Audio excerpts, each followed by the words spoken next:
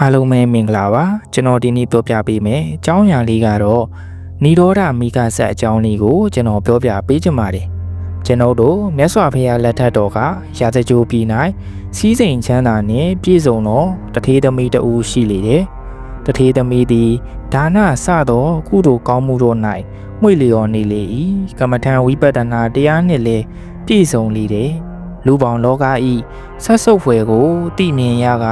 ယဟန်ပြုရန်အမိဖတို့ထံခွင့်ပန်လေတယ်မိဘတို့ကအခွင့်မပြုချေအမျိုးသမီးသည်အရွယ်ရောက်၍အိမ်တော်ပြုရလေတယ်လင်းအိမ်တို့ရောက်သည့်ကာလလင်းယောက်ျားအားဝကြီးဝတ်ငယ်ပြုရလေတယ်မကြာမီအမျိုးသမီး၌ကိုဝင်ဆွဲကပ်လာခဲ့လေတယ်အမျိုးသမီးသည်သူ့၌ကိုဝင်ဆွဲကပ်သည်ကိုမတိချေအခါတစ်ပါးရာဇကြိုပြည်၌နတ်ခတ်ပွဲတပင်စင်ရင်ကျင်းပလေတယ်အမျိုးသမီးသည်မပြေမစင်မဖိမလိမ့်မယ်လင်းယောက်ျားနှင့်အတူပွဲတော်သို့သွားခဲ့လေတယ်လင်းယောက်ျားကဘာကြောင့်မဖိမလိမ့်မပြေမစင်ပဲနေပြီတနည်းဟုမေးလေတယ်အမျိုးသမီးကအပုပ်တို့ဖြင့်ပြေးလျက်ရှိသောဤကိုကောင်းကိုပြုပြင်ခြင်းသည်အဘယ်အကျိုးရှိရန်နည်းဟုပြောလေတယ်လင်းယောက်ျားကဤကိုဤအပြစ်ကိုသိမြင်လျက်ဘာကြောင့်ယဟန်မပြုဘဲနေတနည်းဟုမေးလေတယ်အမျိုးသမီးကယဟန်ပြုခွင့်ရလျင်ယခုပင်ယဟန်ပြုအံ့ဟုဆိုလေတယ်ထို့နောက်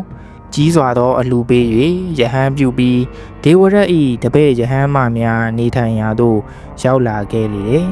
ယဟန်မိန်းမဤကိုဝင်သည်ရှင်းလာသောအခါဒေဝရတ်ဤတပည့်များကဒေဝရတ်ထံသို့ယဟန်မိန်းမကိုပို့ဆောင်ကြလေတယ်ဒေဝရတ်ကသူအားလူအများကကဲ့ရဲ့မိကိုစိုးသဖြင့်ယဟန်မိန်းမကိုလူထွက်ခိုင်းလေတယ်ယဟန်မိန်းမသည်ရှင်ဒေဝရတ်ထံမှဖယ်ခွာ၍ရာဇကြိုမှ45ယူဇနာဝေးသောမြတ်စွာဘုရားရှိရာဇေတဝန်ကျောင်းတော်သို့ရောက်လာခဲ့လေတယ်အရှင်ဥပါလီအမှုပြုသောပတိနတိကောသလမင်းကြီးမဟာအနာတပိဆူလအနာတပိဝိတာခအကြောင်းမကြီးစသည်ပရိသတ်စုဝေးကြပြီးဝိတာခဒါယကာမကြီးအားယဟန်မိမငယ်ဤကိုဝင်ရသည့်အဖြစ်ကိုစစ်ဆေးမေးမြန်းစေသည့်အခါလူဖြစ်စဉ်ကပင်ကိုဝင်ရသည့်အဖြစ်ကိုသိကြရလေတယ်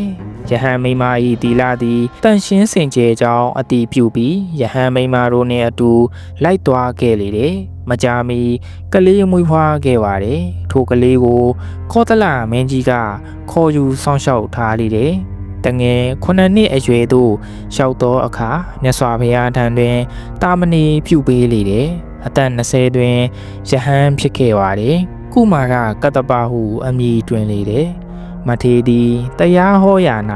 အစမ်းတကျဖြစ်အောင်ဟောပြောနိုင်တဲ့ဖြင့်မြတ်စွာဘုရားကဧကတိပွဲကိုချီးမြှင့်တော်မူခဲ့ပါတယ်။ဒီနေ့တွင်ယဟန်တော်များသည်တရားတော်ပင်၌ဒီဝရတ်သည်ဉာဏ်ပညာနှဲပါ၍ကုမာရကတ္တပမထေရတာအမိကိုပျက်စီးစေခဲ့ပါတယ်။ဗုဒ္ဓမြတ်စွာသည်ခန္တီမေတ္တာဂရုဏာနှင့်ပြည့်စုံတော်မူသောကြောင့်မိန်တော်နှင့်သားနှစ်ပါးလုံး၏အထောက်ပံ့ဖြစ်တော်မူခဲ့ရသည်ဟုပြောဆိုကြလေတယ်။ရင်းအကြောင်းနှင့်ပတ်သက်၍ဗုဒ္ဓကဤအတိတ်ဇက်ကြောင်းကိုဆောင်၍ဟောတော်မူခဲ့ပါတယ်။